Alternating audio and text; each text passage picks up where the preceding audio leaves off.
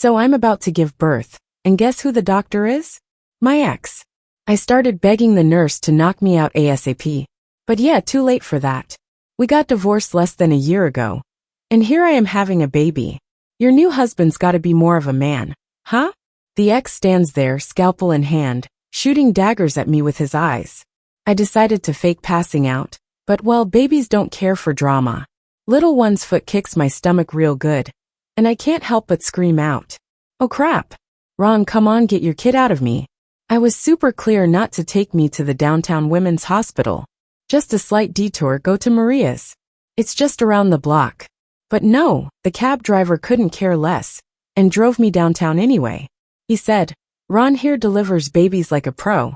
His wife had her kid here, and that baby's super healthy. Don't worry, you're in good hands. Honestly, if there weren't any familiar faces here, I'd be chill. But my ex-husband is this Ron. I haven't forgotten how he cried his heart out during the divorce. We were married for 2 years, didn't have kids. Went to the doc, turns out it's his issue. When my mom found out, she pushed hard for a divorce. Still young. Better find a hunk who can give you kids. Wasn't really sold on it. Even if we met through a blind date, over time, Ron and I clicked. We each did our own thing. I mean, we were busy, not drifting apart. Calling it quits just like that seemed irresponsible. But Mom thought differently. She said marrying me when he couldn't give me kids was what's irresponsible. She even threatened me, so off I went to ask for a divorce. First time I saw Ron's hair fall out of place. Unshaven and his eyes all red, sitting in a mess, reading my breakup text. When he saw me come home, he rushed over and shook my shoulders. Really? We have to get a divorce? I nodded, couldn't meet his eyes. Can't we adopt? Or try IVF? Or maybe I'll just take more meds? Anything but divorce. I shook my head, a bit fed up. You're not working, can't keep holding me back. Let's just sign it. At least we haven't been married long, not much to split. Started packing, and somewhere in between we started arguing. And arguing led to rolling into bed. He said it was a divorce fling, one last time. Then he's out of here. But then, on a date with a new guy, I suddenly puked all over the table. Big chunks and all. The guy ran off, and my mom, worried sick, took me to the hospital. And that's when Mama found out she was pregnant. Mom suddenly switched gears, telling me I should get back with Ron. But I couldn't face him. It's a me problem anyway. I bailed when he was down. Now I'm skipping back when things are good. Could I even bring myself to do that? Besides, that divorce night, naughty as it was, left me bedridden for 3 days before I made it to the civil office to make it official. He even wished me luck in finding someone better. And here I am, knocked up, preaching to the choir with him again. What a mess. Out of the delivery room, and I'm already hailing a ride home. 3 days into maternity leave, and Ron shows up with fruits and bananas, no less. You can drop them and leave. Still holding a torch for me? I quipped with mock annoyance. Even though we were hitched for 2 years, it was roomies and perks, not quite passion. Figured the whole divorce drama was his pride talking, clinging on hard because of his ego. Now, can't be wanting a redo, can he? No way. I'm no backtracker. And no self-respecting dog licks the same mess twice, right? Nah, just curious how your new hubby is better than me. My moves? My pace? What gives? Hee. So where's baby daddy? Off playing cards, boozing, or fishing? Ron unpacks and grabs a banana, peeling it for himself. I toss him a side eye. Guess I'm not worthy of a good catch, huh? Not your problem, mister. Clingy Ron. Ron went dark. Toss me a paternity test paper. Kid's dad's probably chomping bananas as we speak, right, mama? Crap. Stop playing dumb. Test says it all. Kid's totally his. Old doc just messed up the diagnosis. All 3 of us here, might as well lay it out. I'm not one to linger. Sort it out and move on. I glance at Ron, chilling with banana after banana like he owns the place. Baby's happy on the bed, not catching the tension. Looks pretty cozy from the outside. But hey, I'm a good horse. Not going back for what I left behind. Eyes shifted down, giving the little one a nudge. Kiddo, you're already a week into this world. Tell me, who do you want? Stick with me and you'll have all the ladies. But stay with Banana Man, who knows? Anyway, I married him for his looks. Then I found out he was okay to live with. After we tied the knot, he was all work, barely any us time. At least I wasn't the hopeless romantic type who needed tons of coddling. But now with a son, don't you want to give him the best? If Ron's raising him, it's hospital food 3 times a day guaranteed. Might as well financially strain me with takeouts. Just as I finished, Ron burps long and loud. I snicker at him, seizing the moment. See, babe? Not even bananas filled him up. Starved enough, he might eat you too, I teased. And as if on cue, the baby seemed to get it. The baby started crying like crazy. I secretly felt a little thrill. Well, it worked out. My son's with me, and the banana's with him. I picked up my son and lightly patted his back. But I had no idea what was going on. The more I tried to comfort him, the harder he cried. I looked at Ron for help. He just took out his phone. Opened up Google. How to calm a baby less than a week old. Not very helpful at all. I thought being an OBGYN, he'd at least know how to calm a baby. Later, I called my mom for help. I told Ron to keep it quiet with his mom. The 2 moms had quite the fallout before. If both showed up, I swear the baby would end up in pieces. When my mom arrived, she saw Ron and tried to flatter him. Hinted at us getting back together. Ron gave a little scoff. Said before shutting the door, "Why would I want your daughter back? I'm young, capable, and women who want to bear my children could line up from here to France." My mom was speechless with anger, and I threw a pillow at him. Shouted for him to get out. Then went to calm my mom down. Didn't expect her to say, "Ron looks even better now after the divorce. If you two had a daughter, wouldn't she look like some famous actress?" I was speechless. My mom is a born opportunist. She'll throw pride away if it serves her purpose. While I was asleep, she took my son to Ron's place to claim kinship. Got a call from Ron's mom, urging me to take them home. I went to their apartment. No surprise to find the elevator broken. Staring at that staircase gave me major anxiety. I'm in decent shape, but doing this a month after childbirth? Brutal. But the thought of Ron's mom's hostile face gave me the strength to climb up. Back then, my family was firm. Ron was unwilling, but his mom, wanting face, forced him to sign the divorce papers. Said our families shouldn't have any more ties. And not spitting at us would be her showing mercy. Both moms fought fiercely. Both claimed to be right. Ron and I had quite the messy divorce. Now my mom was at it again, thinking I wouldn't remarry since I had a kid. Trying to get Ron to take me back. Offered 10 grand for our son's preschool fees if he'd remarry. Used my last bit of energy to reach the 6th floor. My mom was showing off my son to Ron's mom. Ron's mom was not impressed, looking all annoyed. She's the first grandma I've seen who doesn't like her grandchild. When I walked in, my mom called me over to apologize. "Gina, hurry and say sorry to your Emil." She was trying hard to be friendly. Said, "Let's forget the past. Now that we have a child, let's just move on. Grown-ups always want the best for their kids, right? Can't be without a grandson forever." Ron's mom looked unhappy, said mean words. Stepped back, pointed at us and cursed. "Oh, your child matters, mine doesn't?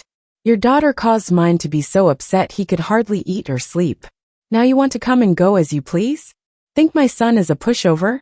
You're lucky we didn't drop your precious boy. Remarry?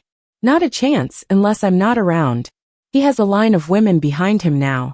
You should look for someone else, support yourselves. We won't raise this grandson." Her words stabbed like a knife, yet my mom kept apologizing. "That's too much. It was me who pushed Gina to divorce. My daughter's nice, I'm the bad one. Just give her another chance."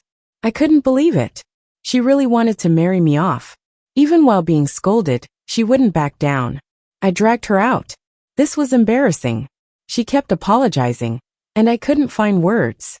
Hailed a cab, didn't say a word. She kept mumbling during the ride. Once home, I finally snapped and shouted, "Is it worth it? I'm not unwanted. There are plenty of single moms out there. I can make it on my own. Why do I have to be so humble?" My mom put my son in the bedroom and sat me down on the sofa. Spoke with a heavy heart. She said, "What do you say when your child is called a bastard? What do you say when he asks why others have a dad and he doesn't? How many men don't mind a woman bringing another man's child into their lives?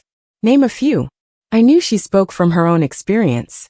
My mom raised me alone, and I never knew my dad. Most of my memories are of her dragging me to meet one man after another, ending in disappointment. My words caught in my throat as she wept gently. Mom, you're right, but you know what? I want to be happy. Do you think after all this, Ron and I can be happy if we remarry? She looked at me, her lips parting slightly. No, but at least it would be easier. I shook my head. How could it be? Ron and I didn't even marry for love to begin with. It was family pressure. Now it's beyond repair. Better to find someone new, rather than staying with Ron. I told my mom I needed time, and would eventually find someone suitable. Maybe he'll be divorced in his 40s with kids too. In the end, someone will have to take over my mess. My mom wants to see me happy, and I couldn't wait anymore. So I filled up my schedule with blind dates. Sure enough, after the matchmaker saw my situation, the quality of men introduced to me took a nosedive. I was sitting across from a man with just bangs, feeling a bit nauseous. I have a son, I said straight up. He smiled, nodded, and said I know I have one too. I had a job, had a house, had a decent income. Just wanted to find a dad for my kid. Just a dad, nothing more. I was direct. I knew most people on blind dates weren't really looking for love. He chuckled again. That's great. I think I'm a good fit for that. He had a sleazy grin, and it gave me goosebumps. Then he continued, maybe later you can start bonding with my son. So soon? Bond with his son? I asked, surprised. How old is your son? 30. Holy crap, his son was 30, meaning he was probably around 50. I shook my head repeatedly. That age gap was too much for me. I was eager to wrap up the date. Just as I was about to leave, I felt something between my legs. Looking down, there was a man crawling on the floor, and I screamed, jumping back in fright. Ah, who are you? The crawling man giggled goofily. Mommy, I'm your baby. He was rubbing against me, no way to escape. I wanted his dad to intervene. But when I turned, his dad was sipping coffee, completely relaxed. Just bonding. What's there to be afraid of? I wanted to yank out the few hairs he had left on his head. Was this man insane? Meanwhile, this grown man was up to no good with his hands and feet on me. Surprisingly powerful for someone goofy looking. He was inching towards my chest, and there was nothing I could do about it. This coffee shop belonged to the old guy. The staff had already been cleared out. I felt hopeless. Suddenly, I saw Ron dressed in a lab coat. Get your dirty hands off her, he shouted. The man on me was kicked away. A kick or two on him. Honestly, it was the first time I saw someone in a lab coat throw punches. Quite dashing. Ron grabbed my hand, ready to leave. As we walked past the guy I was on a date with, I paused for a second. Ron's handsome brows furrowed. What? Still want to chat? He seemed to imply I was stupid, giving me a side eye. I reached out and snatched the guy's hairpiece. Ah, oh boy, it's real hair. Really impatient, huh? Trying to find a dad for my son already? Ron's face was grim as he questioned from the driver's seat. He had bumped into a pregnant lady on the street who was in labor, so he had thrown on a lab coat to do a quick check. Made sure she was fine, then called 911, only to look up and see the disgusting scene of this guy's son harassing me. So he rushed over. I wasn't sure how to respond to his questioning. He was right, I was a bit desperate. If I didn't find someone soon, my mom might just move in with him permanently. I nodded. Don't you also have a French follower waiting to have your baby? Aren't you a bit desperate too? Ron glanced sideways, as if calling me stupid again. Have you been to my place? I nodded. Guess his mom had complained to him. I quickly added, I didn't bully your mom or ask for any support fees. How did you get upstairs? Instead of acknowledging my weak excuse, Ron changed the topic. The stairs, how else? Don't you know what your apartment complex looks like? For some reason, when he turned to look at me, there was an inexplicable tenderness in his eyes. If those two old ladies want to argue, let them. Why did you get involved? Are you in your 70s now? I shook my head. You're extra chatty today. What on earth are you trying to say? Frustrated, I countered. I wasn't interested in squabbling with two old ladies. If his mom hadn't called me over to pick someone up, I wouldn't have seen their family's attitude. I'm saying, I don't feel comfortable letting someone else raise my son. Then Ron started to say louder, you're gonna try to take my son? No way, absolutely not giving him to you. You think you can just father my 9-month-old son after a one-night stand? No way. Stop the car. Stop. I commanded him forcefully to park. When I got home, my mom and my son were asleep. Peaceful times. I tidied up a bit, reheated the soup my mom made, then went off to my afternoon appointment. What I didn't expect was to run into Ron again. His car was parked outside my building.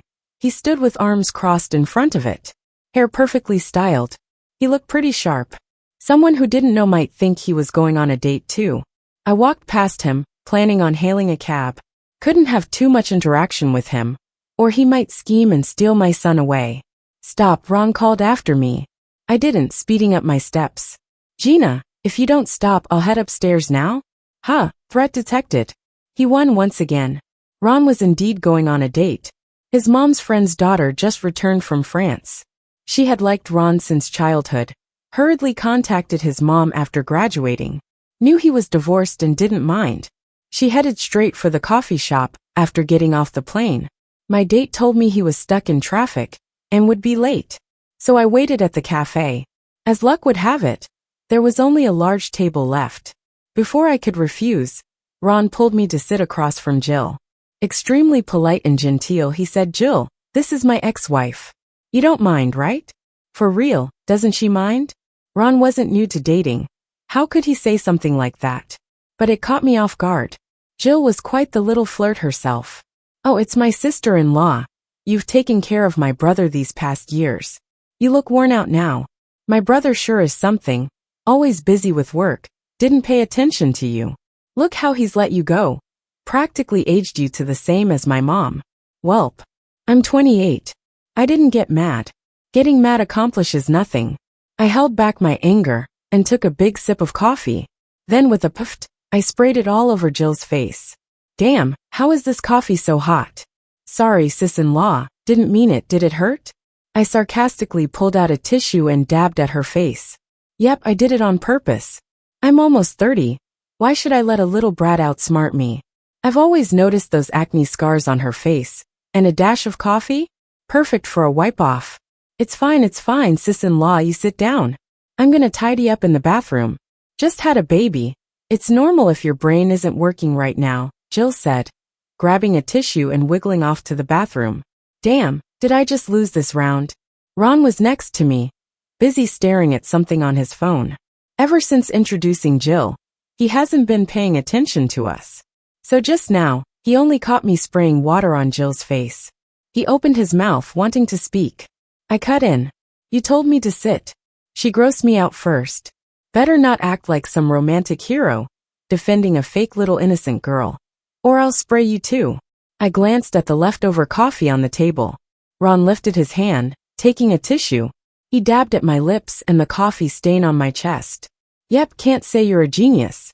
Spray others and get yourself messy. Sure, my son can be in your care? What's he mean by that? Is he indirectly trying to get custody again? I pushed his hand aside and went to the bathroom. Because I had a leak. I purposely wore dark clothes, but once Ron got close, he still noticed. Ron's gaze was awkward, not knowing where to look. His hand habitually continued wiping at my coffee stains, making things awkward. I hurried over to the bathroom, and there ran into my guy, the blind date. Still taking a few days off? His awkward eyes scanned me, top to bottom, hand covering his mouth and nose. I nodded. Maybe, we can chat next time? I nodded again. As if that'll happen, his expression clearly says we're impossible. I know better, this stuff's always mutual interest. Nothing to be unhappy about. After all, his situation was pretty decent too. Car, house, salary all average. He even agreed to this date because he saw we were evenly matched, if not me slightly ahead. Jill dragged me back to the table. Said she wanted a witness. Seriously? Having an ex-wife as a witness? Not common. Goes to show a little experience sure broadens the mind. Reluctantly, I sat down, munching on mini cakes. Truthfully, I was starving. All day, I just had some soup my mom made at lunch. Not much appetite. Yet somehow these cakes stopped me in my tracks. Oh, sis-in-law, seems you love sweets. My brother can't stand a bit of it, she said. I nodded like I knew. Ron really hates sweets. Back then, when I brought home some company samples, he just took a tiny lick, washed it down with a bottle of water. Eventually, I stopped putting sweets in the fridge. Didn't want to gross him out, or have it bother me watching him. But I'm just the right sweetness for my brother. Not too much, not too little, right bro? Jill teased, propping her chin up, fully turning on the charm. While laying it on thick, huh? Who can't do that? Well, not me. She won this round again. Ron glanced up, nodding heavily. Why look at me? His cute sugar girl is right there. I gave him a glare and kept munching. Out of the corner of my eye, I saw Ron slightly smile, before it disappeared. Then, the cakes in front of me were whisked away. What's up with you two? Leave my cakes alone when you chat. I defended, looking at the food on the server's tray, accusing Ron. Enough, eat more, and you'll get a stomach ache. He gestured for the server to leave, and then went on staring at his phone again. Well, fine, I won't eat. I'll play some Candy Crush. Enough time playing. It's bad for your eyes, Ron said, taking my phone and putting it in his pocket. Ex-hubby, it's your date. Why am I even here? I helplessly eyed Ron, catching a glimpse of what he was reading on his phone. Female figure management during maternity leave. Managing emotions of women postpartum. Healthy eating for postpartum women. Is eating 5 pieces of cake okay for new moms? Man, what's he Googling? Ron noticed me eyeing him, quickly hit the power button, and Jill broke the awkward silence. There's this new coffee place, new clothing store nearby. Tag along for shopping? What's Jill plotting now? I quickly declined. I'm an ex-wife. Overstayed already. Any longer and they'll talk. Go bond, siblings. And with that, I headed out the cafe. As soon as I stepped outside, Ron followed. I'll give you a ride, he offered. I already called a car. I waved his offer off. Giving you guys space alone, your sister isn't just a little schemer, but a big plotter. May your partnership endure. And without waiting for Ron's reply, hopped in the taxi. Man, when did he line up a target so fast? Post-divorce guys are hot commodities, huh? As we pulled up to my complex, I realized my phone was still in Ron's pocket. Gosh, motherhood really clouds one's mind. I borrowed the driver's phone, dialed Ron. Hey, it's Gina. My phone's he cut me off. I know, one more light, I'll be there. Don't get out, it's hot. Then he hung up. When did he get so thoughtful? Handing the phone back, I closed my eyes for a quick nap. In less than 5 minutes, Ron rushed over, sweating, tapping on my window. Driver's face lit up with a knowing smile. Honey, this husband's a keeper, fetching your phone in this heat. I glanced at Ron, who was sweating buckets. I replied, he's a good husband but not mine. Then I got out of the car. Ron stayed to pay the fare. I walked ahead, and he trailed behind quietly. Nobody spoke. Ron looked like he wanted to say something, but couldn't find the words. When we got downstairs, I stopped. What do you want to say? If he mentions the kid, I'm slapping him right away, just to show him I'm serious. Ron scratched his head and started talking. I think. Slap. I knew it. He was going to ask for the kid. I didn't wait for him to finish. I slapped him. He looked at me innocent, holding his cheek. You hit me? Does your hand hurt? His angry tone softened suddenly. I rolled my eyes. Trying to soften me up? Not happening, not for the kid. Then I turned and walked upstairs. Before I even got inside, I heard the baby crying. I started fumbling with the key, hands shaking so much I couldn't get it in the lock. Ever since I became a mom, hearing the baby cry tugs at my heart. It took a few tries before I got the door open, and the scene that met me inside left me stunned. Mom. Mom. I shook her, but she didn't respond. My son was screaming and crying beside us. I quickly pulled out my phone and called. Ron, come up, please. My mom. She doesn't seem to be breathing. Ron, hurry. As I held my mom's hand, tears fell uncontrollably. She was fine this morning, telling me to dress nicely for a date. How did this happen so suddenly? Stomach cancer, late stage. I suggested hospitalization over a year ago. She didn't bother. We gave her meds. She fought it for a year. She had a strong body. How did you not notice such a serious condition? Didn't her weight loss raise any flags? Last time I saw her, she was a plump, lively elder. Now look at her, she's half her size. The doctor's words swirled in my mind. The empty hallway grew noisy. Memories of holding my mom's hand for candy, crying for my dad, telling her I got into college all flooded back. At the hospital, I was so upset I fainted and was out for 2 days. When I opened my eyes, Ron's mom was rocking the baby at the window. "Oh, sweet boy, eat well and grow tall." I weakly greeted her, "Auntie, why are you here?" Ron's mom turned with a bright smile. "See, Gina, how healthy he looks. He's white and chubby just like Ron as a kid." I smiled faintly. My mom used to say he looked just like me when I was a baby. Now, nobody remembers what I looked like then. Cute and playful or well-behaved. Nobody remembers. Yeah, the little one is hard to handle. Even my mom had sleepless nights over him. Speaking of which, tears started rolling down my face. How did I not see it? If I had paid a bit more attention, I could have gotten my mom treated earlier. There, don't cry, sweetie. Hungry? Ron's downstairs getting food. You must eat something, you're too weak. I nodded, closed my eyes again. Before long I heard Ron coming back. "How is she?" Ron quietly asked his mom. "She just woke up but is back to sleep now. Still heartbroken, I'm sure." "Hold the baby. The soup's at home. I'll bring it later." With that, Ron's mom left. I opened my eyes. Ron was rocking the baby by the window, smiling happily.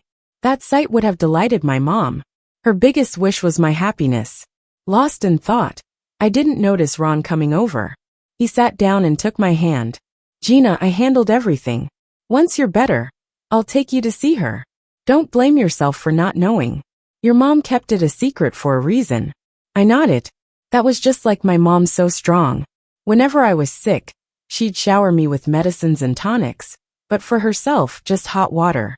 It wasn't the first time she kept things from me. But a whole year? How did I not notice? What was I doing all year? Ron continued. "After leaving, your mom came to me first. She begged me to take care of you. Whether as a husband or a friend, it didn't matter to her, as long as I looked after you." I was too proud to agree right away. So she went to my place. My mom gave her a hard time. "I'm sorry for that." He glanced at me. I shook my head. "It's not your fault. Your mom apologized to me, saying the divorce was her idea. She worried we wouldn't last without kids. She didn't have much time, so she pushed for the divorce. I understand her but don't agree. Marriage to me means forever. Kids are a bonus, not a necessity. It's just the two of us without them. They aren't a burden, they're love. With few friends to lean on, maybe we should get back together?" Ron spoke nervously, stumbling over his words. I looked at him, unsure of my feelings. Having him around was comforting. "Let's wait a bit," I said. "My mom just passed." Once I recovered, Ron took me home. Walking in, I almost called out for Mom, but it was Ron's mom who answered. She looked surprised, then went back to what she was doing. I set the baby down in the bedroom before heading back out. Ron followed me in. "You can't really take care of yourself. My mom doesn't have much to do at home except play mahjong, so I let her come over. I talked to the director and changed my schedule. This month, I'll mostly be working day shifts. My mom will be home during the day, so if you need anything or want something to eat, just tell her. I'll be around at night. If something comes up or if you're not feeling well, just call out, I'll come over from next door. Don't be scared, I'm always here." He helped me put the baby down and took me to the living room. My mom isn't here anymore. Ron's mom came. She said to treat her like my own mom from now on. She made lots of nourishing soups every day, and even sewed clothes for the baby. To keep me from being bored or dwelling on things, she had her friends come over to play mahjong. In the evenings, Ron would wait for me to fall asleep first before going to bed next door. But I started having insomnia. I couldn't sleep through the night. Ron would stay by my bedside, chatting about funny things that happened at the hospital. But let's be real, hospitals aren't exactly full of laughs. Most of it is about life's bittersweet moments. He'd suddenly stop talking, knowing the story didn't end well. Then he'd switch topics or start reading a novel. One time, I went to sleep, but woke up again, unable to rest. I wandered into the living room, looking around, and found an old box of sleeping pills. As I was about to take some with water, Ron snatched the cup away, spilling the pills everywhere. I stared at him shocked. His expression was like he'd just seen a ghost. "What are you doing?" He spat out the words. I began to explain, but he cut me off. "Why are you doing this? Don't you think about how it was for me? The year you were gone, All I did was work and stay in the hospital to not think about you. Knowing you're in this world was my only solace. That's why I hung on. How do you think I achieved so much at a young age through sheer hard work? What are you trying to pull now? If you leave, what am I supposed to do? How am I supposed to live? Life was unbelievably hard without you, Gina. Gina, don't be selfish. Think about me. Think about our son. He's so young. Are you really going to leave him? Ron kept talking, sinking to the floor in tears. I crouched down and hugged him. I can't sleep. Hold me, honey, just hold me. I miss my mom. His trembling body held my equally trembling self. On the day of my mom's funeral, not many people were there. Mom had no family except for me, and I only had her. None of my relatives or family friends have been around since I was young, so I didn't even know who to call when she passed. Ron's whole family came. He knew I loved having a lively crowd, and that my mom did too. Jill was there, the French girl Ron once went on a blind date with. Ron's mom talked to me about that. Jill was supposed to be Ron's setup by his mom. She didn't want her son single forever, so she arranged their meeting. But Jill actually had a French boyfriend, and only showed up to spite Ron after I started going on dates. Ron's mom joked Ron was being petty. I laughed along. Ron then pulled me close. If I'm petty, what are you? How many blind dates did you go on this past year? I counted on my fingers and showed my hand. 5 times? Ron frowned. I shook my head. 50 times. Ron's mom slapped her knee. Oh my, what a daughter-in-law. So capable. After the funeral, I lay for a long time on my mom's bed. I picked up the phone I'd bought her years ago. When I turned it on, I stumbled upon a long video. The first 6 or so minutes were shaky as she fiddled with the camera. Then at 7 minutes and 6 seconds, my mom's face appeared. She looked so tired and thin, hollowed out and graying. Tears fell as I continued to watch her talking to the camera. Gina, why did you only drink a little bit of soup at lunch? Did I add too much salt again? Getting old makes these hands clumsy. Oh, and when you rushed out earlier, I forgot to remind you to bring the breast pump. It'd be embarrassing if it leaks on the street, because my forgetful daughter didn't take it. If only Ron were around. That boy's meticulous, and when you were with him, you even gained a few pounds. Your chubby cheeks were so cute. He kept you smiling often. About Ron, Mom really feels bad about everything.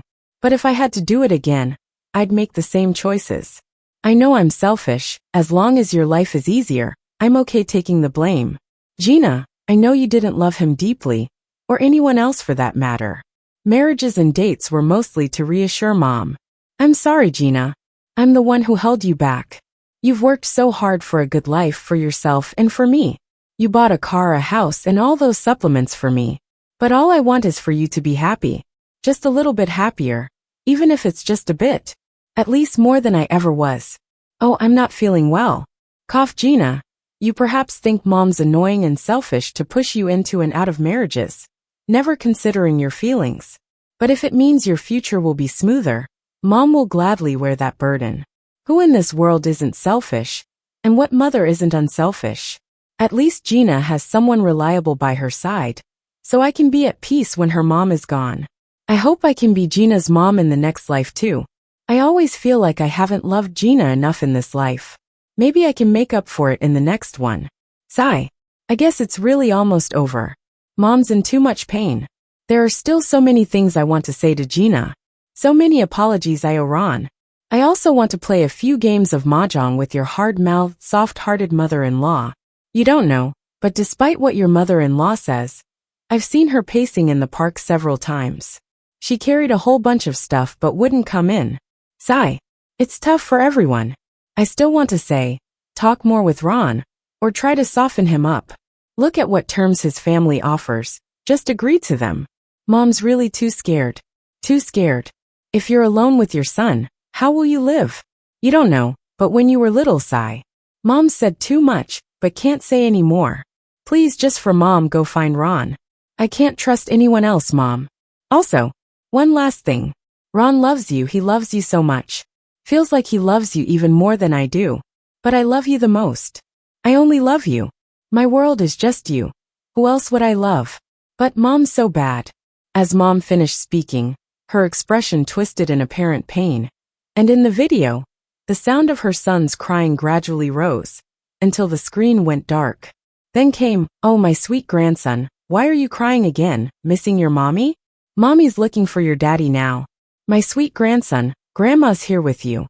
Then we heard the sound of a crash, and no more Mom's voice. The son's cry seemed even more lonely. The whole video was nearly 2 hours long. Mom only appeared for about 20 minutes. The rest was just the son's crying. I watched it over and over, until Ron came in. We made eye contact. He suddenly panicked. He immediately put the soup down on the table beside him, and walked toward me. "What happened? What's wrong? Don't cry, your eyes will hurt." I choked. "Ron, the soup is really salty." "The soup's too salty, even salter than tears." Ron hugged me, patting my back. "It's okay, then we won't drink it." "What do you want to drink?" "I'll make it for you." I looked up into his eyes. "I'm not worth you being so good to me. Maybe you should think again." His eyes were red again, just like the night I told him I wanted a divorce. "Worth it? Gina, don't say things like that. This life I only want you, nobody else but you. Even if you don't love me that much, I'll try harder. Just consider it fulfilling Mom's last wish. Get by with me, okay? Gina, don't leave me again. Once is enough. I don't want to live like that again. You have no idea how many times I wanted to drag you back, like in movies, keep you forever. But I can't." I never knew Ron felt so intensely about me. I always thought he and I were the same, using marriage as an excuse to appease our parents. Actually, if I had to list it in order, Mom comes first. And then there's Ron. How could he not be important just in front of Mom? He seems a bit lighter, that's all. I touched his earlobe. "Let's get by. I'll try my best, I promise." He held me tighter. "Okay." I whispered, "I'm sorry you suffered. Mom, look, haven't I fulfilled your wish? I have my family now. I'll do as you say. We'll have a few beautiful daughters." Ron's epilogue. My name is Ron. My mom wanted me to become a renowned physician. Dad wanted me to be a happy kid. Later they disagreed and split up. I became a doctor too, but not renowned. And I wasn't particularly happy either. On the day I was arranged to meet Gina, I just finished a night shift at the hospital feeling messy. I hadn't washed my face. I looked disheveled, and seemed to have sleep in my eye. But the person who introduced us said the girl was in a hurry, and didn't give me time to spruce up.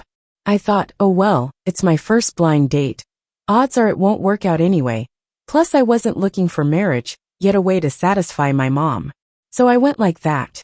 When I arrived, she was sitting in the coffee shop with a laptop in front of her, her surroundings a bit messy with documents. I sat down and quietly observed her. She was too busy to talk, seemingly quite occupied. I scrutinized her closely. She seemed quite ordinary. Eyes not particularly enchanting. Nose not prominent, her figure wasn't stunning either. There were even some faint freckles around her nose. Her long hair was tied into a messy bun with a red hair tie. Dressed in black, loose but looking efficient. But oddly enough, I couldn't take my eyes off her. There was something about her that attracted me. After about 10 minutes or so, she finally spoke. "Hello, I'm Gina. I want to start a family. I've got a car, a house, a company with stable income. Roughly over $50,000 annually. I looked over your info, seems good. Doctor, what a great job. What do you think of me?" I'm often quite indecisive. Otherwise, I wouldn't still be unsure about being a doctor long after graduating. Her straightforwardness and self-awareness intrigued me. I paused, nodding. She continued, "Feelings can come later.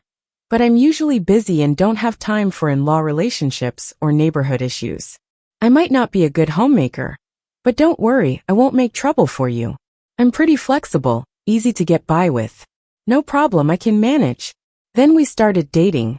Our first date was at the hospital canteen. We had braised ribs.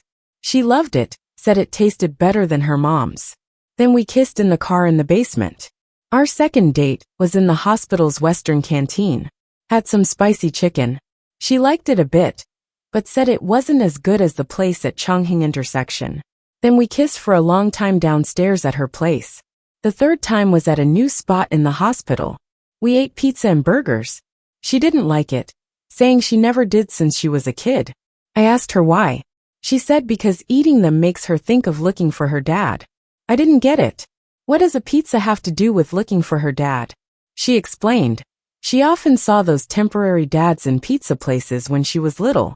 But eventually, they all left, and she ate the fillings from 3 burgers alone. I knew from the start she came from a single-parent family, so there must have been a lot of tough times. I wanted to comfort her. She suddenly looked up. Geez, Ron, do you own shares in the hospital cafeteria? I shook my head. Nope. Then can't you pick another place next time? All the food here tastes like disinfectant. I felt embarrassed, nodding quickly. Sorry. Then she suddenly laughed, grabbed my hand, and ran to the basement. In the car we did it. Later we got the marriage license. We dated for about 6 months. After getting married, she was indeed busy, and my schedule was all over the place with day and night shifts. We often didn't see each other, but she tried making me a fried egg before my shift, or tossing clothes in the wash before bed, doing those little wifely chores. No drama with the in-laws, no neighbor squabbles. I might have been the one handling those relationships, but she quietly fixed clogged drains and broken bulbs. Her mom often came over to tidy up and make meals for me to take to the hospital, so I needed the cafeteria less. Honestly, I felt I had fulfilled my dad's wish. I was a happy kid. But one day, I wasn't happy anymore. It felt like my world crumbled when I read those words on my phone. Why couldn't I do it? Why couldn't I give her a child? But why did she want a divorce over it? She was ruthless. I knew her feelings for me had waned, but they were still there, right? Otherwise, she wouldn't try washing my clothes. Yet she said the word divorce so easily. Begging didn't work. Apologizing didn't work. Pleading didn't work. Anyway, she was set on ending it. I loved her deeply, but at that moment I hated her. That night I went nuts. She cried constantly, and I pretended not to hear. Just hated myself for being useless. Afterward I ignored her. 3 days later, at the civil affairs office, we got divorced.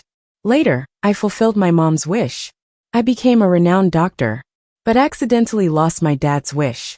I didn't expect Gina to show up on the maternity list, and she was brought in by ambulance. I found out she'd been busy working deals up to her due date, running around town pregnant. I was furious. What? Her new husband treating her badly, making her work just before giving birth? I changed and went to the delivery room. She was as ordinary and resilient as ever. Emotions surged as if the person I'd dreamt of every night appeared before me. I opened my mouth to say long time no see, but my mouth acted faster than my brain, changing my words and provoking her anger. After delivery, a sudden thought popped into my head. Hurry up and pull your son out for mama. I was shocked. My son. Then came the tests. Indeed, he was mine. I wanted to reconcile with her. But again, my mouth overruled my brain. That visit wasn't pleasant. Carol fell ill. She wanted us to get back together. Honestly, I was secretly happy, but remembering Gina's mom forcing me to divorce, I didn't agree right away. The day Gina's mom passed, Gina was crying so much on the phone. I regretted not telling her sooner about her mom's illness, so they could have said goodbye. Gina seemed to collapse overnight, just like how I felt abandoned by her before. It was as if her backbone had been ripped out. My mom liked Gina a lot, said she wasn't dramatic, never fought over me, and even when busy, found time weekly to play mahjong with her. Her straight personality clicked with mom's. But because of Gina's mom's actions, it left a bad impression. So the idea of remarrying wasn't going to fly with my mom. Later, when mom found out about Gina's mom's death, she arrived at the hospital red-eyed. She couldn't believe it happened, and was so heartbroken she almost fainted. After that, the idea of remarrying naturally came together. I did meet other women, but I've only truly loved Gina. She hurt me, didn't love me, whatever. As long as she's willing to be with me, that's all that matters. The end.